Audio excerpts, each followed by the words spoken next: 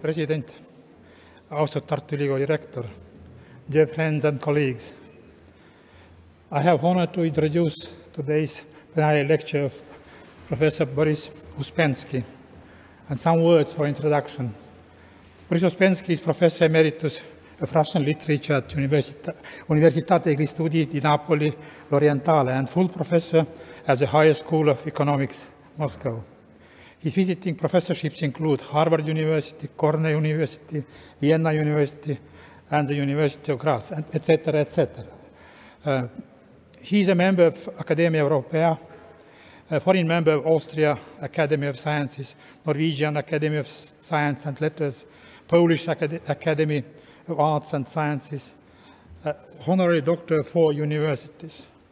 Professor Uspensky is a recognized Russian linguist, cultural historian, semiotician, who was at the origins of the Tartu Moscow School. Professor Uspensky has published some 600 works and 40 books. Professor Uspensky is one of the authors of Manifest of Semiotics of Culture, published in 1973. He is a friend of and co-author of Juri Lotman, and in Tartu was time, in 1967, when semioticians and Juri Lotman personally had hope to organize research group in semiotics. But, as happens in history usually, tanks in 1968 fought against this. So this project was cancelled, but it's very important to remember that two members of staff for this project, of this research group, was one from Moscow and from Estonia. From Moscow, Boriss Uspenski, and from Estonia, Uku Masing.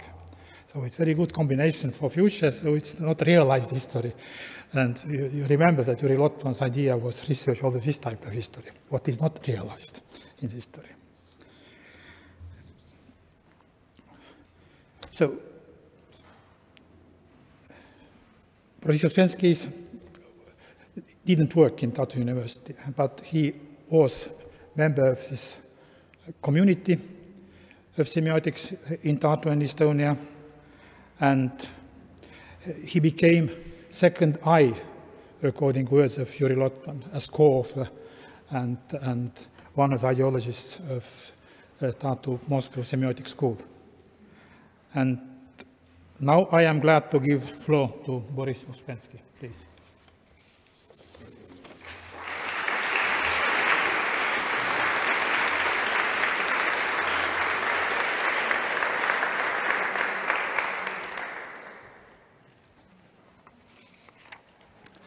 Obviously, language is a tool of communication necessary for information exchange. For the exchange of information, speakers have to adjust, or rather align, coordinate their personal experiences. Thus, they produce signs which refer to the common experience of different people. Linguistic science words are therefore the product of generalization and abstraction of the experience of different individuals. In this way, common meanings are formed, which turn out to be essentially independent of any individual experience. Common meaning which are shared by all the members of a given society. Individual experiences become accommodated to these common meanings. The meanings of words are interwoven in language. Normally, each meaning can be explained with a reference to some other meaning or meanings. The totality of the interrelated meanings constitutes a virtual reality, which is self-sufficient and self-contained. It forms a whole of its own, existing independently of concrete denotata to which this or that meaning may refer. The existence of such meanings forms the basis of communication, since every speaker of a given language has to accommodate his personal experience, that's his subjective perceptions, to this kind of reality, to the virtual reality created by the language. And in this way, the speaker gets the image of the outer reality, or to put it differently, the image of the objective world, the world existing independently of us. The world which is essentially independent from our individual perception, from any kind of subjective activity. It is entirely irrelevant for my topic whether this objective world actually exists or not. We can actually communicate about concrete objects, about objects of furniture or some other objects, or about the existence of God, or about spirits. The fact that some people believe in spirits, others not, doesn't make no obstacle for communication, because they belong to the outer reality, whether it is invented reality or real reality, so to say. My point is that the speakers share the idea of the external world, the idea of the outer reality existing independently of them. And this idea is the starting point of all communication. Our knowledge of the world we live in, and also our knowledge of ourselves, is mediated through signs created in communication. This is to say that our knowledge of the surrounding world is mediated through the signs used by us for description of this world. This language-formed virtual reality appears self-sufficient in the sense that we are able to comprehend a text without checking it against the specific concrete realities described in it. In other words, we are able to understand a text at the level of meanings rather than denotata. Cognitive thinking seems to be based on order communication, in which signs are created that make it possible to externalize subjective perceptions. In the act of thinking, a person's semiotic behavior is correlated with his individual experience. We communicate with ourselves, translating our perceptions into signs by producing words or other signs, essentially intended for communication. And then we juxtapose these signs against our experience. We control our experience. In this way, we establish a link between our subjective perception and the objective that's independent of a specific person, meaning of the sign associated with it. As a result, the subjective experience becomes the object of reflection and a perception. But how is communication possible at all? On the one hand, every participant in the act of communication starts from his subjective perception of the objective world. On the other hand, the exchange of information about the surrounding world presupposes a coordination of subjective perceptions. It looks like a paradox, doesn't it?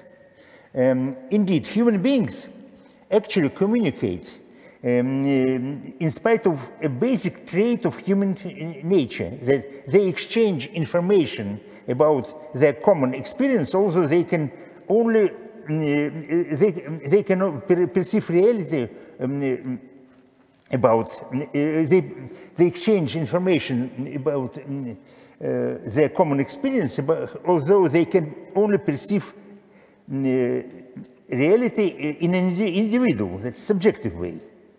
We have a common vision of the world we live in, although our perception of this world is based on our individual experience. Everyone possesses personal experiences based on the individual impressions and associations. Meanwhile, communication implies common experience and the possibility to coordinate subjective perceptions. We are supposed to share experiences. How do we know, indeed, that the word chair signifies a chair, a part of furniture, or that the word blue means the blue color, or that the word idea means an idea, a thought, that the word God means a God. How do we know this? In some cases, we can demonstrate an object. We can demonstrate a blue object, but it's not enough. The meaning of the word doesn't cover all the significations, or it doesn't cover the reference to the one concrete object. And the same situation with other words. How is that possible? What makes me sure that my interlocutor understands the words which I use in the same way as I do? How can we correlate our understanding? Clearly, the essential part of communication is a sort of convention shared by the communicants. This convention is codified more or less successfully in dictionaries and grammar handbooks. Normally, the communicants assume that they use signs in shared senses and put the same meaning into them. But what does it mean? What does the word same mean? But this idea, this assumption that we use the signs in the same sense is a precondition of communication as such. If a misunderstanding occurs, communicants strive to resolve it by using other signs. Now, how do the speakers of a given language arrive to this convention? Evidently, there must be a certain contiguity which makes a communication possible. What could it be? From what does the coordination of the different individual experiences originate? The role of deictic words, especially personal pronouns, seems crucial in this respect. They function as starting points of alignment of individual experiences, making communication possible. Deixis is basically linking the word with its meaning, is basically linking a word with its meaning through a reference to the act of speaking. Deixis emerges in dialogical speech in the presence of both the speaker and the listener, who can switch their roles in the process of communication. I mean, the speaker may become the listener may become the speaker. I'll dwell on this later on. The reference to the act of speaking is realized in dialogue as an orientation towards a communicant, that's towards an actual or potential speaker. Deictic words refer to what they signify, not directly, but in the very process of communication. That's in the speech, not in the system of the language.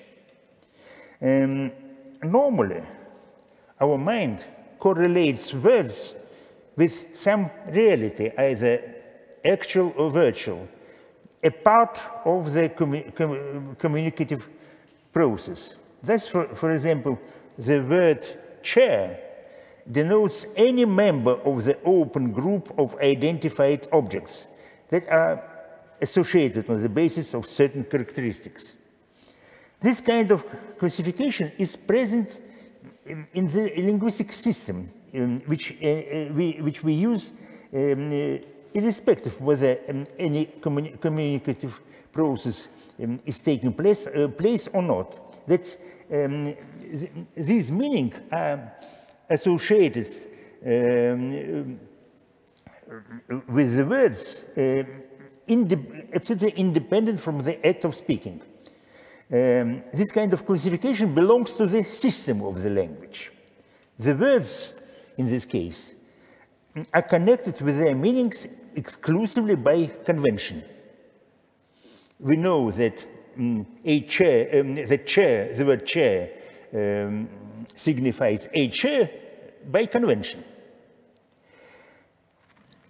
Deictic words, however, refer directly to the act of communication, and only indirectly, through the act of speaking, they refer to the reality, either actual or virtual reality, which is the subject of the communication.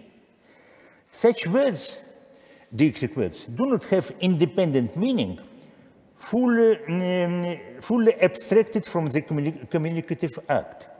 Since communication is performed by the speaker, deixis, in the first place, is speaker-oriented. At the same time, deictic words may be also oriented towards the listener, may be listener-oriented. But the listener's perspective is necessarily coordinated with the perspective of the speaker.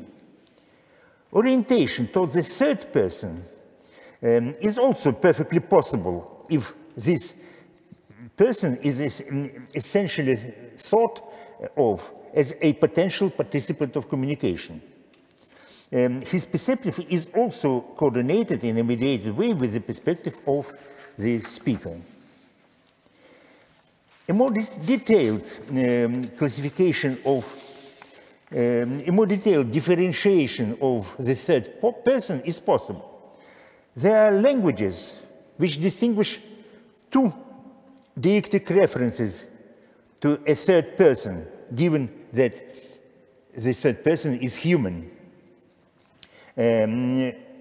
First, they distinguish between a case when a person present at the conversation is present at the conversation and can be easily involved in the conversation. And the other situation when the person is temporarily excluded from the conversation, but he's not prevented from being involved. There are two different cases in their languages where they,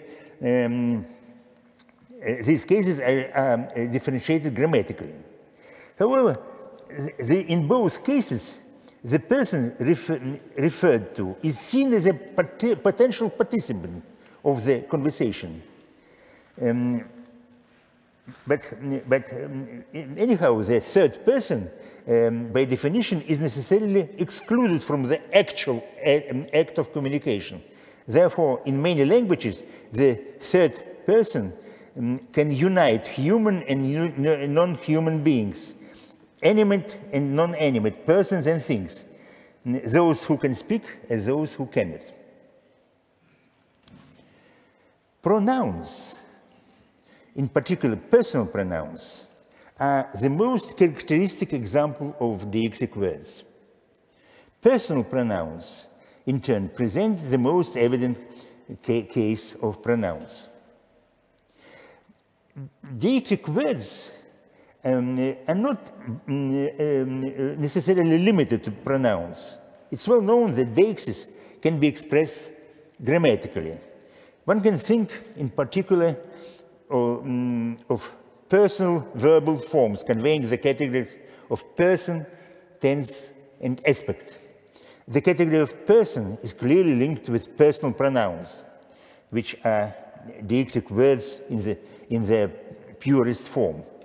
They don't have, they are deictic without any additional information. At the same time, the category of tense refers, as you know, to the act of speaking, either directly or indirectly. A tense form of the verb is coordinated in one way or another with the moment of speaking and is therefore obviously deictic. Apparently, the category of aspect is also related to deixis. Perfectives express an action of or state in respect to the state of the speaker. But deixis can be expressed also lexically, without participation of grammatical or pronominal elements. Indeed, there are verbs whose meanings already incorporate certain deictic references. One of them is the English verb to come, which is in this respect quite different from, for example, such Russian, corresponding Russian verbs as прийти or приехать. In dialogue, the verb to come implies the presence of the speaker or the speaker, or either the speaker or the listener at the place of the destination. For example, a sentence like, John is coming to the shop tomorrow suggests in dialogue that either the speaker or the listener will be at this shop. This implication is absolutely absent in the Russian translation of this sentence. John завтра придет в магазин. We can speak about the possibility of John coming to the shop while we are in another country, and also John is not in the shop. As we can see, the usage of this verb is directly related to the dialogical mode of speech, implying orientation towards either the speaker or the listener. Deixis can be temporal or spatial. That it is realized in time or space. It's quite clear, for example, that the category of tense, verbal tense, expresses a temporal deixis. What is past, what is present, and what is future depends entirely on the point of view of the speaker in a dialogue. Analogously, demonstrative pronouns such as this and that, here and there, refer to the speaker's perspective. But the perspective in this case is in space, not in time. They express closeness or remoteness from the speaker. They function as correlatives of first-person pronouns, while the listener may be either included into this space or excluded from it. In other words, the listener's space may be either merged with the speaker's, like it's here at your home. The listener is at the same, in the same place where the speaker is, or it may be distinguished, like there at your home, the listener and the speaker are separated, spatially separated. But there is an essential difference between temporal and spatial deixis. A verbal tense form refers to the temporal point of speaking, which is shared by the participants of a dialogue. The speaker and the listener are in the same time, but they are not necessarily in the same space. They are in different spaces, which may be united in the perspective of the speaker or separated. Indeed, such forms as this and that, here and there, are coordinated with the space of the speaker. This and here. And they may be opposed to the space of the listener, like that and there. It's clear why it is so. Normally, the speaker and the listener belong to the same time, but they're situated in different places, which may be united or differentiated. In other words, the speaker and the listener are temporally integrated, but spatially separate, belonging to spaces that can be conceived as either one or different. Personal pronouns are neither temporal nor spatial. Personal pronouns express deixis in its purest form. Deixis is such, nothing but deixis, reference to the act of speaking. The position of personal pronouns in language is absolutely exceptional, since they have no fixed referent. All other dictic words, in one way or another, refer to personal pronouns. What does the word I mean? There is no object that can be identified as I outside the act of speaking, outside the process of communication.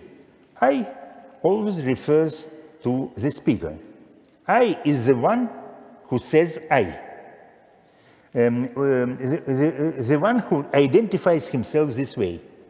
It is the person who is either producing or is able to produce a text containing this word. This definition seems to be circular. However, this circularity appears inevitable, since the first person pronoun is the starting point of building the virtual reality required by communication. All the other words, in one way or another, imply a reference to the one who is speaking, to the speaker. Characteristically, also proper names are defined in a similar way. They also reveal a circular definition. Indeed, what is John? What does the word John mean? John is the one who is called John. I is the one who says I. In both cases, there is a reference to the process of speaking, a reference to the speech, not to the system of language. One can think of a situation where a personal pronoun really appears as a proper name. This is how God the Father defines himself in the Bible, in the book of the Exodus. When Moses asks his name, God responds, I am who I am. In Hebrew, Ehyeh Asher Ehyeh. Ehyeh means I am. His name is I am. That's the name Yahweh, as the name of God the Father, can be explained as He is, also with the personal pronoun included. The original Hebrew sentence, Ehyeh Asher Ehyeh, seems tautological, meaning literally, I am who I am, or I am what I am that I am. This is indeed how it is translated in most English versions, in the Vulgate, ego sum qui sum, and in the first printed Slavonic Bible, the so-called Ostrog Bible of 1581. As yesim, ježe yesim. Ostrog Bible was translated directly in this place, directly from Hebrew. But it differs in this place from other Slavonic versions of the Bible. Basically, what God says is, I am I, where the first I is a true pronoun, while the second one functions as a personal name. It is a sort of proper name. It is a non-committal circular definition. God cannot be defined by or as anything else. He is his own definition. The same applies to the first person pronoun in general in various languages. At the same time, God's response to Moses, Ehye asher yehye, I am, can be interpreted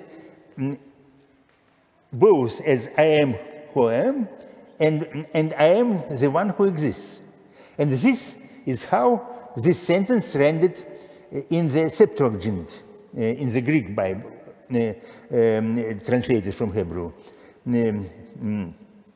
Egoimi, go on. And also in the standard versions of the Slavonic Bible, as yesim si, or as yesim sushi, where si or sushi are participles from the word to be, być. By using this particular phrasing, God identifies himself as the self-existing one, the eternal, unique, uncreated God. God just is. This also responds to the usage of the first-person pronoun in everyday speech. On the one hand, the pronoun I, the first-person pronoun, designates the one who says I. On the other hand, the pronoun I designates the one who exists. Clearly, the one who doesn't exist cannot say I. That's God's response to Moses epitomizes the key characteristic of the first-person pronoun. In any case, the phrase I am here in Hebrew actually figures in the Bible as a proper name. Let me quote a full text in the above mentioned passage from the Exodus. God says to Moses, I am who I am. And he said, say this to the people of Israel. I am has sent me to you. I am has sent me to you. The sentence is obviously ungrammatical because the phrase I am here not is a syntactic part of the sentence, but is the name of God. So in the first sentence, I am who I am, the phrase I am can be understood literally as the combination of the personal pronouns I with the form of the verb to be. But however, in the second sentence, I am has sent me to you. The phrase I am emerges as an inseparable unity functioning as a proper name.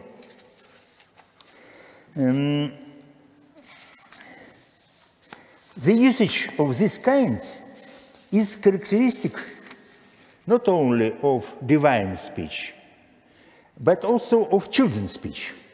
Indeed, a small child may monopolize the first-person pronoun, for instance, by telling his mother or his interlocutor, you cannot call yourself I, only I am I, and you are only you.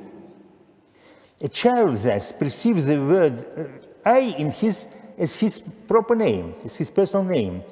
The egocentric perspective of the child bears a striking resemblance to the perspective of God. There can be no real dialogue with the child because his I is actually a proper name. He is egocentric. He hasn't learned yet to acknowledge the equal existential status of other persons, which is realized in a dialogue by the change of personal pronouns, when I becomes you, you becomes I, and so on. In other words, he hasn't learned yet to coexist, and equally there can be no real dialogue with God. In much the same way, Jesus also calls himself I am, egoimi. That's, he calls himself by the name of God the Father. We know this phrase from the Greek Gospel, but the Greek egoimi obviously derives from Hebrew ehye. That's the name of God the Father in the book of Exodus. Jesus calls himself by the name of God the Father revealed to Moses on the Mount of Sinai. Ehye asher ehye. Jesus thus appears as a manifestation of God the Father and states that he actually is God. Here are some examples. You die in your sins unless you believe that I am. When you have lifted up the Son of Man, then you will know that I am. You may believe that I am. The same meaning is likely suggested in the following words by Jesus. Many will come in my name saying, I am. In this respect, the story of arrest of Jesus in the Gospel of John, described in the Gospel of John, is most characteristic. When he encounters Judas, accompanied by soldiers and servants and Pharisees, Jesus asks, whom do you seek? And he is answered, Jesus of Nazareth. I am, Jesus' response. And at these words, people draw back and fall to the ground, because the words I am, egoimi, the response of Jesus, bear a sacred meaning. The Jews fell to the ground because they had heard the name of God, just like priests in the Jerusalem temple did on the Day of Atonement, Yom Kippur, when the high priest pronounced the name of God before them. In another episode, when Jesus says, before Abraham was, I am, he is about to be stoned, which was standard punishment for blasphemy. Here, again in this case, before Abraham was, I am. The phrase is ungrammatical, but I am is not a syntactic part of the sentence. It is a proper name. So there are also other examples. I won't cite them. So much for the Bible. Let's return to personal pronouns. So I designates always the speaker. The person I always denotes the speaker. Respectively, you is the addressee who is presumably able to respond, while he or she are the objects talked about, the object of communication, also it. I denotes the actual speaker in the actual discourse, and I is the one who is speaking. You is a potential speaker in the actual discourse. The person designated as you is the one who may become a speaker, can be involved in the conversation. And he and she refer to potential speakers in a potential discourse. They don't belong to the actual discourse. They belong to the potential one. They are those who are presently outside the communicative situation, but can potentially be involved in it. Similar to proper names, personal pronouns do not possess meanings of their own in the semiotic sense of the word meaning. They refer directly to denotata. In both cases, the link between the word and the denotatum is not mediated by the meaning. However, unlike proper names, pronouns have no denotata outside the communicative process. The name John refers to a person who is called John, And this person exists independently of whether we speaking about him or not. The word I and you refer to those who are speaking just now. They're directly connected with the actual process of speaking.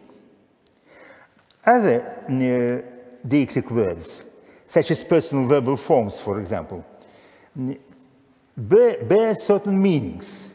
Personal pronouns don't bear meanings. They have so pure deixic function.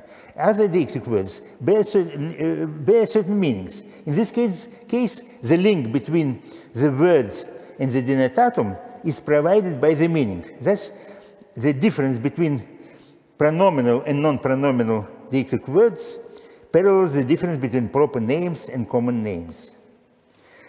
Deixis, as such, is based on the ability of communicants to switch their roles in the course of a dialogue. When the speaker becomes the listener and the listener in his turn becomes the speaker, or when the person talked about becomes the listener, which in turn allows him later to take part in the communication, that's becoming a speaker. This role shift proceeds in time, which makes deixis specific for verbal communication. Clearly, verbal communication is essentially time-aligned. Verbal communication is coordinated with the time process, since it suggests an organization of verbal signs in time. On the contrary, deixis is typically uncharacteristic of visual communication, which is laid out spatially rather than temporally. In this case, signs in visual communication, in pictures, for example, signs are organized within a 2- or 3-dimensional space, but not in a linear sequence, which is the case with verbal communication. This is why arts, visual arts, lack direct parallels to the deictic elements. Now we'll discuss the peculiarity of the pronoun I, first in language and then, if time will allow, in speech. Characteristically, the first person pronoun, the pronoun I, has no plural form. The notion of plurality basically comes from the idea of accumulation, multiplication, and suggests a multitude of things identified or associated with each other. In other words, plural forms express repeatability. Normally, a plural form denotes a group of at least 2 objects, each of whom is denoted by the corresponding singular form of the same word. Thus, the word chairs denotes a group of at least 2 chairs. Chairs means a chair plus a chair, and possibly another chair, and the third chair. Much the same in the same way, the pronoun they, as a plural form for he or she, refers to a group of objects, each of whom can be referred to as he or she, or it. They means he plus he, or they may mean she, and she, and she, and she, and she, or they may mean it plus it. And hence, as a further step, they may mean he and she, but not he and it. On the contrary, the pronoun we, which is considered traditionally as a plural form of I, this pronoun doesn't denote a group of objects, each of whom can be referred to as I. This is actually impossible, since I always applies to the speech of a single person, that's the speaker. Indeed, the pronoun we never means I plus I. it means either I plus you, or I plus he, or I plus she. This pronoun necessarily denotes a heterogeneous group of speakers, speakers who are, whose communicative role is different.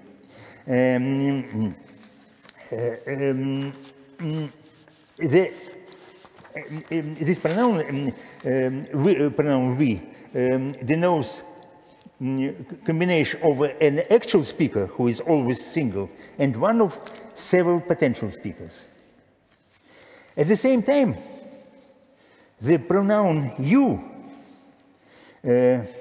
English is a little bit awkward in this sense, because the pronoun you can mean, as you know, either singular or plural.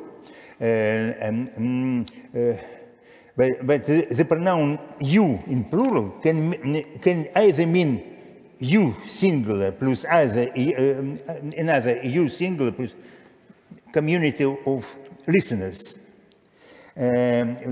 each of whom is called you, is designated by you. Or it may mean you and somebody else. You and it may mean the you plural. It may unite a person who is called as you, but a singular person, you singular, and another person who is called who is defined as he or she.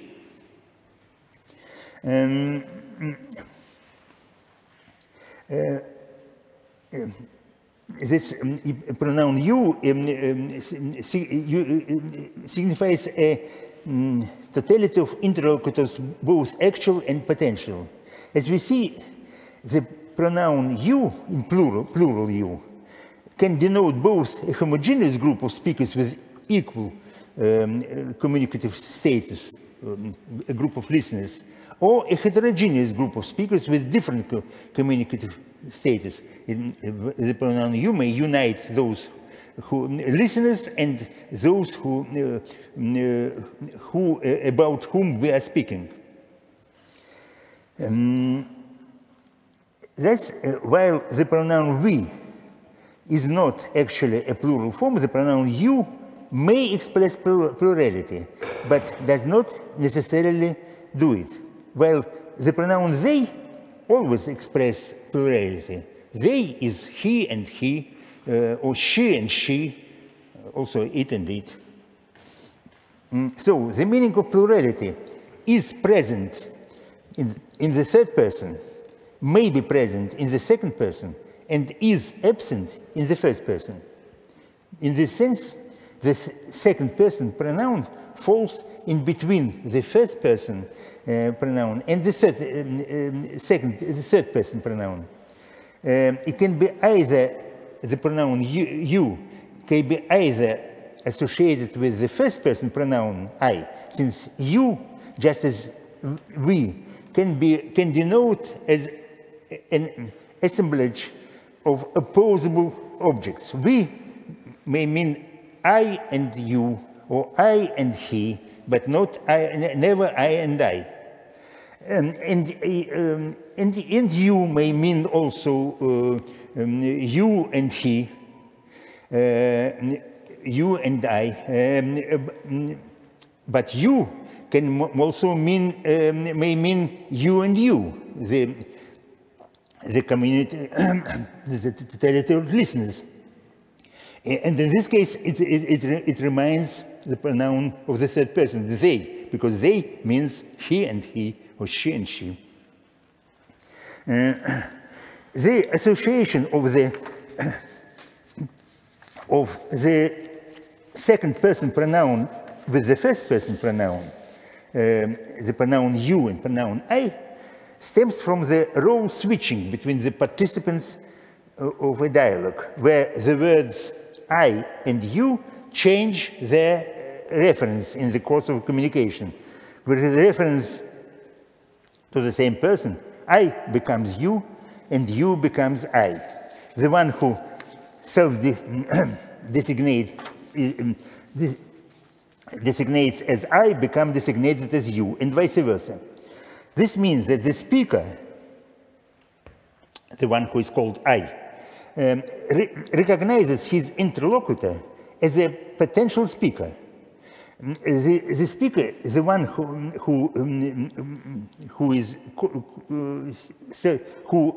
self-designates as I, but agrees to be addressed as you, thus recognize his interlocutor as equal, as a person with equal status. Since the speaker possesses the self-awareness of a subject, he realizes himself as a person, as a subject. It may be argued that he recognizes his interlocutor also as a person with the equal status of a subject, that's as a personality.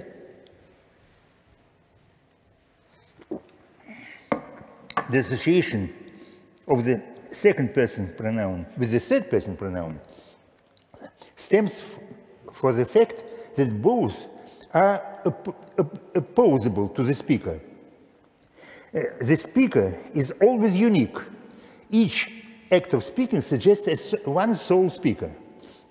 Only one person in the act of speaking can self-designate as I. But the possible number of people designated as you is unlimited, just as the possible number of people designated as he or she.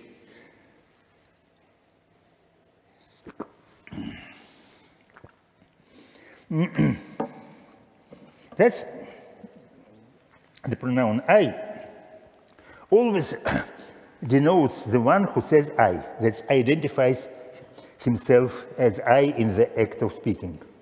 The pronoun you refers to anyone who is not saying I at the given moment, but who is able to self-identify as I in the course of communication, in dialogue.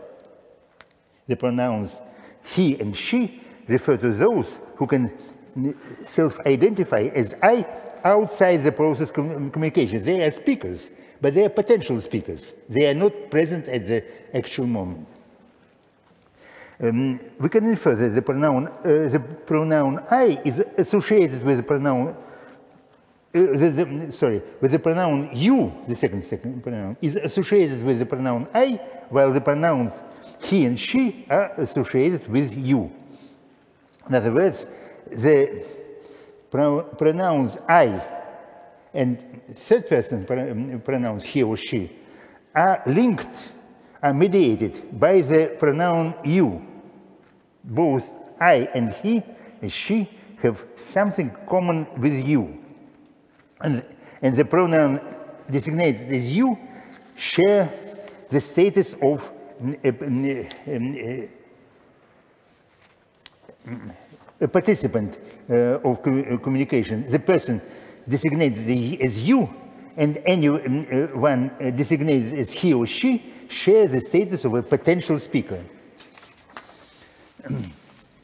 The pronouns I and you are interchangeable in dialogue. I becomes you and you becomes I. The person designated as I may be designated as you and vice versa. Thus, they are directly associated with each other. The pronouns you and he or she are also interchangeable. Typically, I can speak to a person whom I previously referred to as he, now calling him you, whereas a person whom I previously addressed as you can be referred to as he. The same applies naturally to the pronoun she. They are interchangeable outside the dialogue. I and you are interchangeable in the dialogue. You and he, she are interchangeable outside the dialogue. Essentially, the presence of an I is implied when somebody is called you, and the presence of you is implied when somebody is called he or she. The persons referred to as he or she may eventually be designated as you by becoming as the interlocutor, just as a person designated as you may eventually be designated as I by becoming the speaker. In other words, he or she may become you, while you may become I. Therefore, the pronoun I is directly associated with you and indirectly with he or she.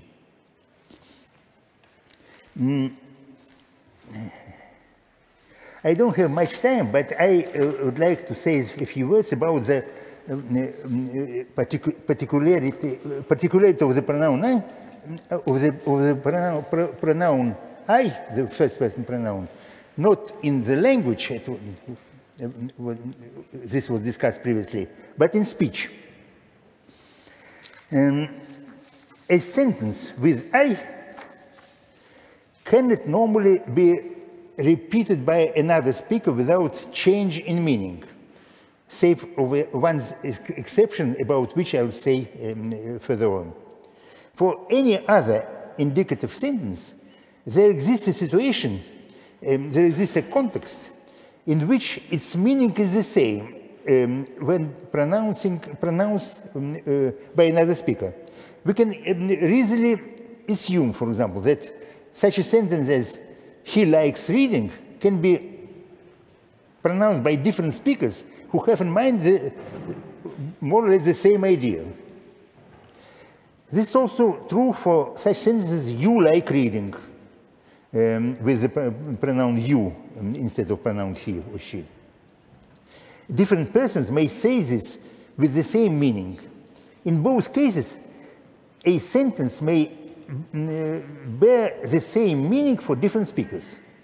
However, the situation becomes quite different if we use the pronoun I instead of pronouns he or she. Indeed, the sentence "I like reading" will always bear different meaning for different speakers, since in this case, I necessarily will refer to different people.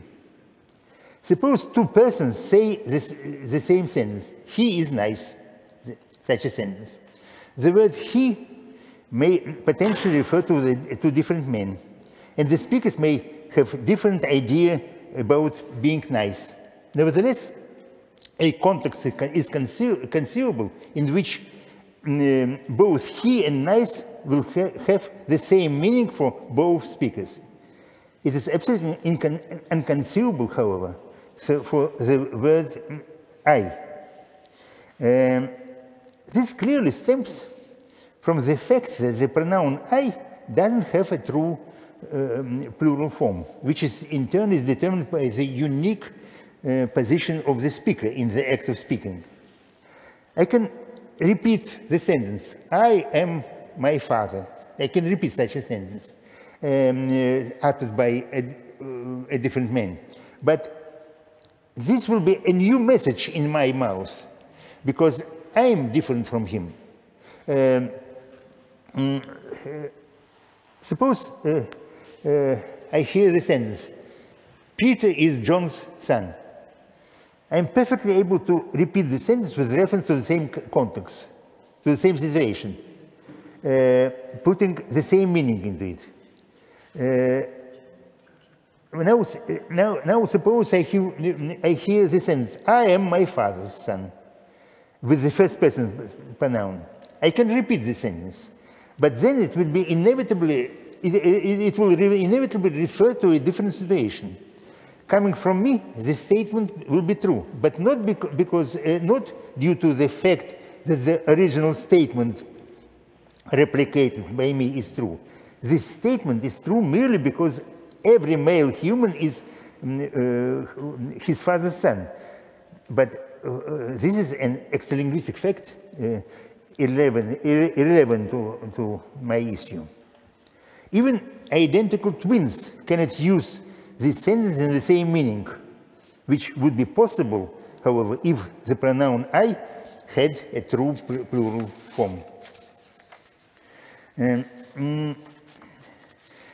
I'm afraid I have to finish, but unfortunately I couldn't, I didn't have time to say everything, but probably it's only, well, the beginning of the topic. Thank you for this.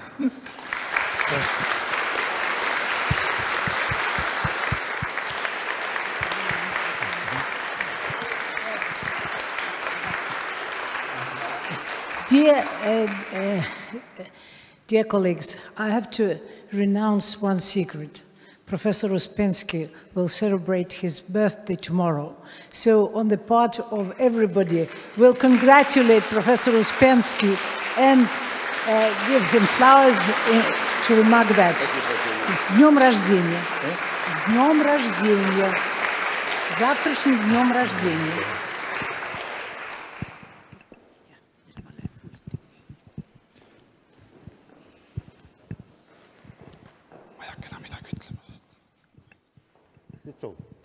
Unfortunately, we haven't time for questions, okay. So it's very strong time schedule. But I don't hear anything. I need. Well, I have a problem with hearing, so you will repeat the question. No questions. Eh? No questions. No questions. I have to finish, unfortunately.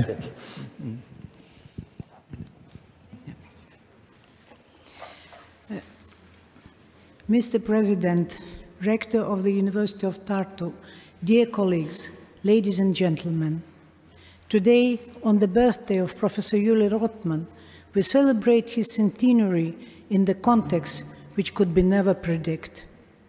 It seems as a nightmarish illustration to his article, Unpredictable Mechanisms of Culture.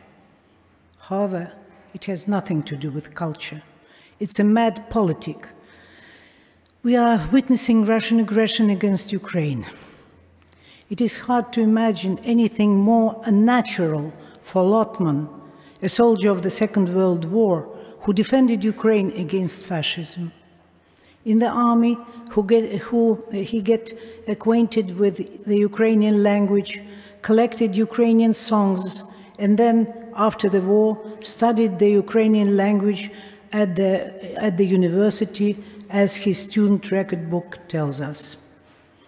If he had been here in this hall today, he would definitely express his support to Ukraine, the country he knew and loved. However, let us not forget the festive occasion which brought us here.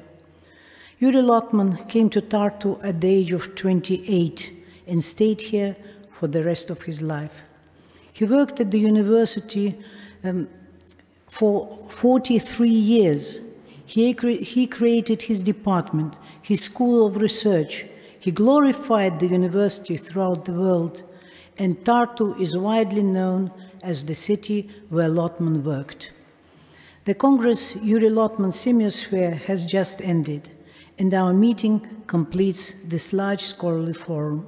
I declare the anniversary ceremony open.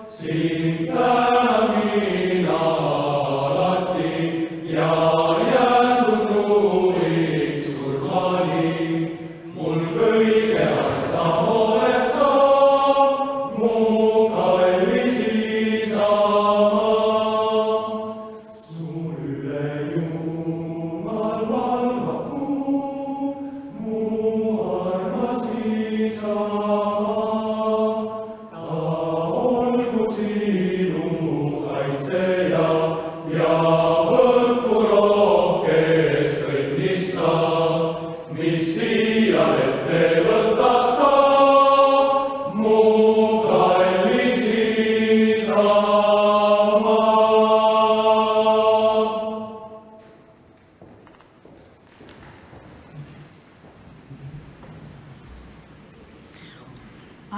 have the honor to ask Rector of the University of Tartu, Professor Toomas, to take the floor.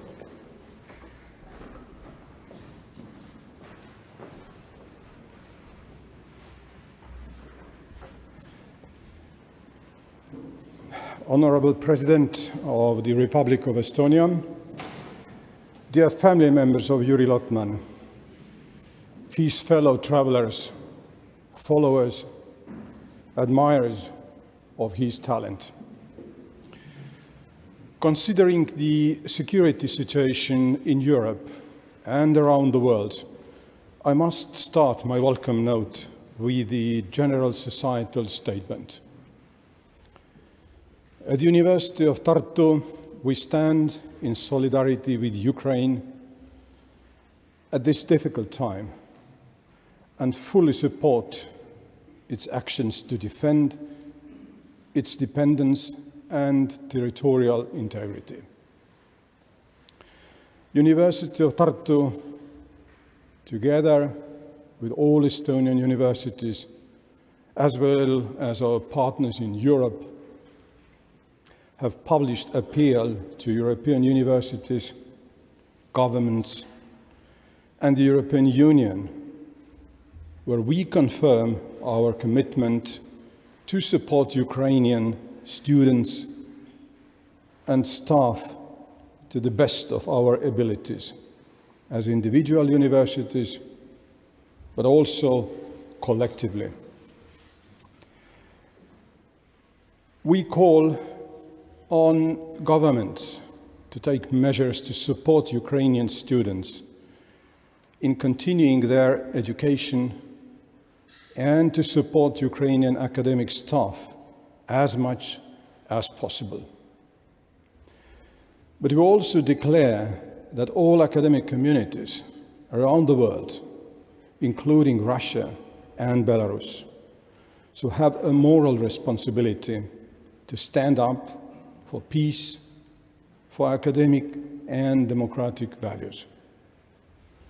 We see and acknowledge the many Russian scientists and scientific journalists who have spoken out against the Russian-initiated war in Europe. We call upon the universities and research organizations of Russia and Belarus to stop your silence and stand up for democracy and human rights.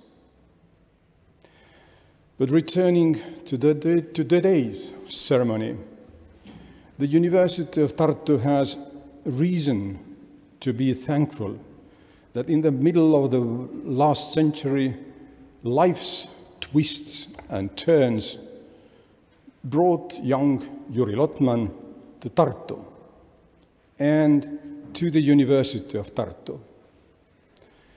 When it is said that a university is known by its people, Juri Lotman is undoubtedly one of the world-class scholars the University of Tartu is known for.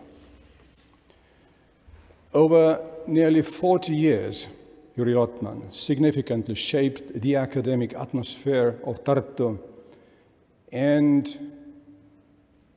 the whole of Estonia. He was an intellectual figure through his lectures, through conversations and writings, influencing both the people who came into contact with him and society as a whole. His scientific work continues today in the Department of Semiotics and the Department of Slavic Studies of the University of Tartu, as well as in the Juri Lotman Semiotic Repository of Tallinn University. Lotman's work carries an important message of the significance of the humanities in difficult times. How knowledge of culture helps to understand and overcome the social crisis. Therefore, looking at what is happening in the world today, it is of great value that there is a Tartu-Moscow School of Semiotics, established by Juri Lotman, and that now there are also Lotman's academic grandchildren. I hope that the people who carry on Lotman's ideas will help us understand things that seem unpredictable to us, understand people whose views and actions are unexpected to us, and use this understanding to build bridges across the divides in our society. A good example of the vitality of semiotics today is the University of Tartu's recent decision to grant a memorial scholarship of Professor Peeter, former rector of the University of Tartu, this year to our research fellow in semiotics, Mari-Liis Madisson. Her research focuses on 3 burning topics of our time: conspiracy theories, meaning-making in online communication, and information influence activities. But coming back to Lottman, his semiotic work emphasized the role of differences and diversity, the understanding that culture must constantly change and evolve. And the prerequisites for involvement here are the encounter of different perceptions, diversity, and also the ongoing dialogue. This is also the university's fundamental principle that is necessary for the continuity of the Universitas. While I started my speech admiring that we have the reason to be thankful that the path of Lottman and the University of Tartu crossed, we may also be thankful that the physical heritage of Lottman's activities, his archives, are at the disposal of Estonian researchers. Although the archive is located at the moment in 2 cities, Tallinn and Tartu, we hope that in time it will be fully digitized in both ends and made available to the wider public. Further preservation and promotion of Lottman's intellectual heritage is very important for the University of Tartu. While I started my speech with a call of academic communities to stand against the war in Ukraine, I also hope that this international congress, which eliminates today, has been a powerful platform for you to share this information and ideas of how to help to overcome this dreadful crisis. I hope that the Congress has been meaningful like all the previous events which are dedicated to Lottman's anniversary and opened a new horizon. I believe that the whole year will continue in the same spirit. Lottman's centenary will also be celebrated in many other countries around the world. And great many thanks to the organizer of this anniversary events from the University of Tartu, Tallinn University, and the Estonian Semiotic Association. Thank you.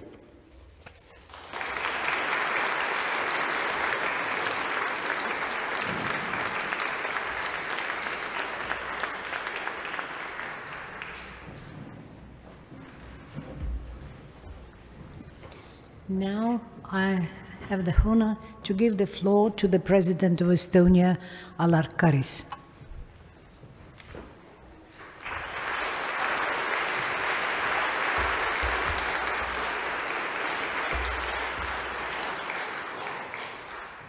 Honored Rector, dear guests, the greatest gift to any scholars when his or her ideas live on. When we inspire every new generation, and when they are proven again and again to be relevant for understanding the world around us. In that respect, I believe Juri Lotman would be very happy today. Not just because of this conference or the number of articles and books that have been published recently, but for seeing the buzzing semiosphere of a modern world where the new ways of communication illustrate many of his ideas about cultural mechanisms. Although he crafted his ideas out of studies and literature and history, we see that they have a deep relevance to our world today. They can be very successfully applied to the modern digital culture, from memes to video games, and they have inspired new ways of thinking about global problems. For example, biodiversity loss or our relationship with artificial intelligence. Once you are familiar with Lotman's ideas about communication as translation and the resulting process of cultural change, you cannot help but to see everything in the world from this angle. There is a clear lesson there for small countries, such as Estonia. It says that we are valuable. Our heritage and way of seeing the world adds something very precious to our global culture. On the other hand, it says that we must remain open and innovate. The translation between our culture and other cultures of the world is a process that creates new, unique meanings and makes us all richer. Only by constantly changing we are able to remain who we are. This is what Lotman teaches us. Lotman's work also tells us what might happen if this process was to stop. If a society became engulfed by fears about their identity. In his essays about semiotics of fear, he describes societies that have become a closed circle of terror and fear, and who live with a host that they have created themselves. This, unfortunately, is not just a historical description, but an image we witness in today's world, with the most tragic consequences. But Lotman's semiotics is a theory of hope, as Professor Indrek Ibros wrote last week in newspaper Sirp. Similarly, I believe that the world shall have hope when we all strive towards the human ideal of Juri Lotman. A human, for Lotman, is made by its sense of responsibility and sense of shame, by its conscious readiness to make sacrifices, and by participation in cultural tradition. He radiated inner depth himself and considered it to be the utmost important to guide young people towards independent intellectual pursuits. Dear friends, I am grateful to universities in Tartu and Tallinn for preserving and developing Lotman's legacy. I am glad to see a vibrant community that now extends well beyond Tartu and Moscow. All of this gives me the confidence to say that the great chapter for understanding our cultural world was seeded here by Juri Lotman and his colleagues. A chapter that is not going to be buried in libraries or small university offices, but a chapter that is sure to gain relevance beyond academia and that provides good guidance for us all, even for presidents. Thank you.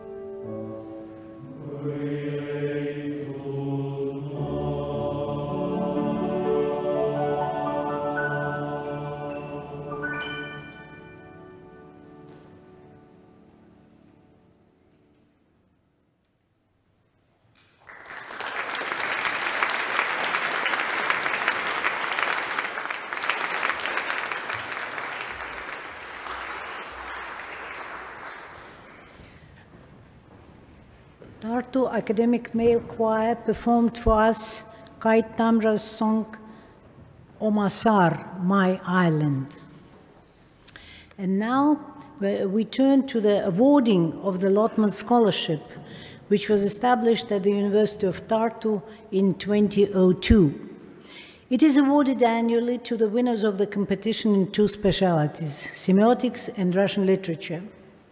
The chairman of the Juri Lotman Foundation, Professor Peeter Torop, will announce the result of this year's competition and will hand over the diplomas to the winners.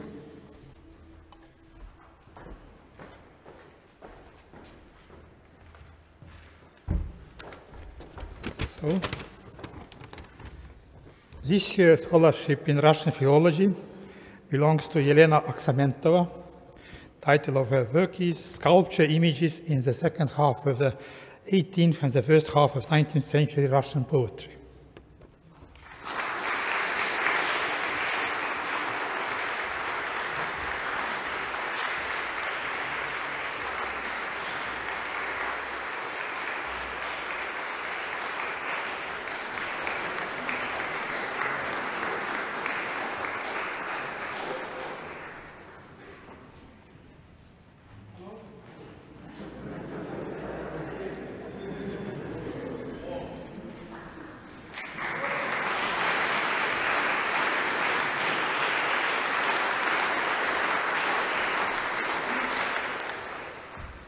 So this year's scholarship in semiotics belongs to Mary Rikberg, of the articles on the potential of Juri Lotman's semiotics of culture in complexity-based understanding of education.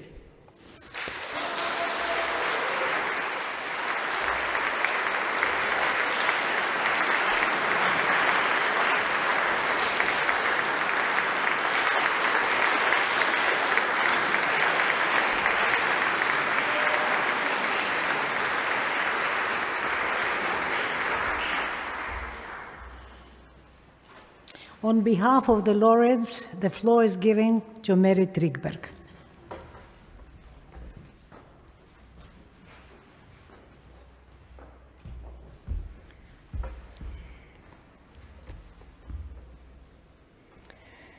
Honorable President, Rector of Tartu University, dear colleagues and guests,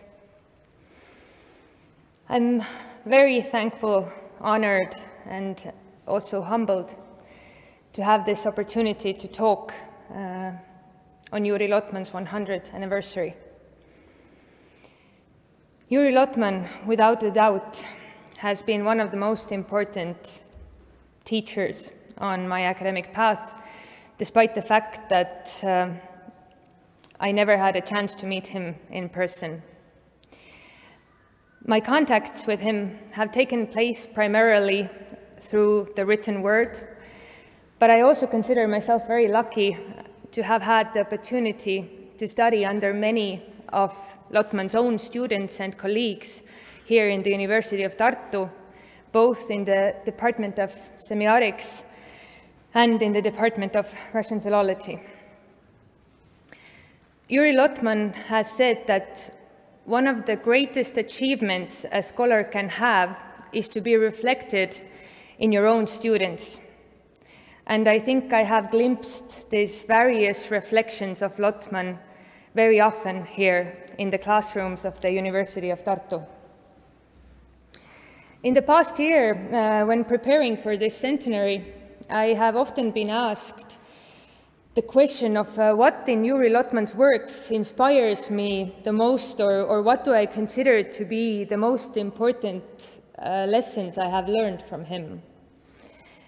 And I think I have finally figured out what it was that already from the very beginning of my studies has drawn me towards Lottman.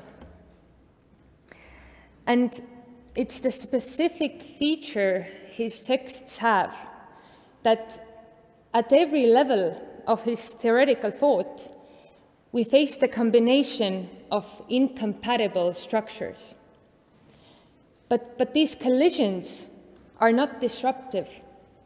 On the contrary, they have immense creative potential in them. And I think it gives Lottman's scientific works an artistic quality. This means that every time you step into dialogue with him through one of his texts, you will be able to find a completely new message in it. And while there are, of course, critical sentiments towards this quality as well, that deem it to be just a vagueness of thought and lack of theoretical accuracy, I think that this is the source of vitality of Lottman's scholarship. As Juri Lotman himself explained in an interview given to Professor Peeter Torop in 1992, I quote, "If we set rigid rules for some scientific line of thinking and leave no room for choice, then that science will be exhausted as soon as its object is exhausted. However, if we can build a complex mechanism that has the capacity for spontaneous rebirth and manages to maintain its identity while constantly changing, it already has the features of life. And that is what gives longevity to a scientific discipline." And one of such creative paradoxes in Lottman's works that have greatly influenced my thinking is the way he manages to view culture as a whole and simultaneously from the point of view of an individual part. He says that when we look at the whole, culture appears to function like a conscious individual. Juri Lotman discovered that similarly to living organisms, culture has the ability to reinvent and regulate itself, and at the same time hold a fine balance between opposite forces. This game culture plays between unity and multiplicity, chaos and order, persistent and constant search for new, can be very fascinating to observe as a scientist. But if it remains only a point of view, we can end up in a situation that Lottman compared to a person who is sailing stormy seas and observes if the ship will sink or not realizing that he himself is aboard that ship. And that's why he considered crucial that we wouldn't ignore the role of the individual in the whole picture. Lottman pointed out that despite culture being this big and complex system, it is actually formed by decisions of individuals. Every choice affects our culture, and the sum of these choices can, in revolutionary moments, catapult the whole system to new paths of development. And acknowledging the fact that regardless of the circumstances, we always have a free choice helps us to understand that we all bear responsibility for the culture as a whole as well. And Lottman managed to combine these two views. For one, the understanding that culture is self-regulating and ends up one way or another in equilibrium. And on the other hand, the understanding that it is actually our choices that dictate the cost we will all need to pay to reach the state of balance again.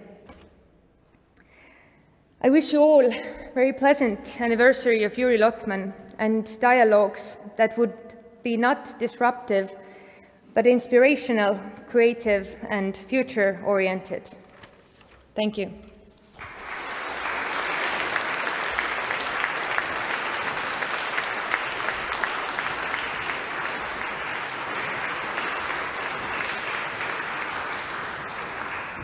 And now, dear friends, before we finish the ceremony, let us make our choice. Let us announce the appeal which the organizing committee composed in the name of the Congress members in connection with the war against Ukraine. It is written in 3 languages, and let me start in Russian, because it's addressed most of all to the Russian government. Мы, участники научного конгресса «Семиосфера» Юрия Лотмана из 37 стран, включая Россию и Украину, требуем от российских властей немедленного прекращения военных действий против Украины. Всемирно известный ученый Юрий Михайлович Лотман родился в России ровно 100 лет назад, был профессором Тартуского университета и ветераном Второй мировой войны, своими глазами видевшим ее ужасы. Он много размышлял о непредсказуемости истории. Ее ход кажется предрешенным лишь при ретроспективном взгляде, а в настоящем, в минуты роковые, все решают согласные действия свободных людей. Сегодня один из таких моментов, когда от нашей солидарности, от воли всех народов зависят многие исторические судьбы. Судьба Украины, избравшей независимый демократический путь развития, судьба России, чей народ достоин лучшего, чем позорная репутация страны-агрессора, судьба всего мира, который должен скорее потушить разгоревшийся военный пожар и не дать ему перекинуться на другие страны. Мы, ученые-гуманитарии, призываем сделать все, чтобы остановить побоище. На нас лежит ответственность за выбор нашего будущего. And now the appeal would be announced in English, and Mr. Frog will announce it.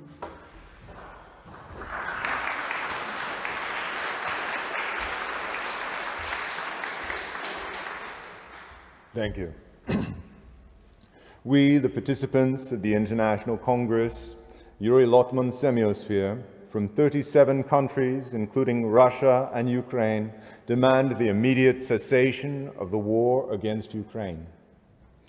The internationally renowned academic Juri Lotman was born in Russia exactly 100 years ago, and for most of his life, he worked as a professor at the University of Tartu in Estonia.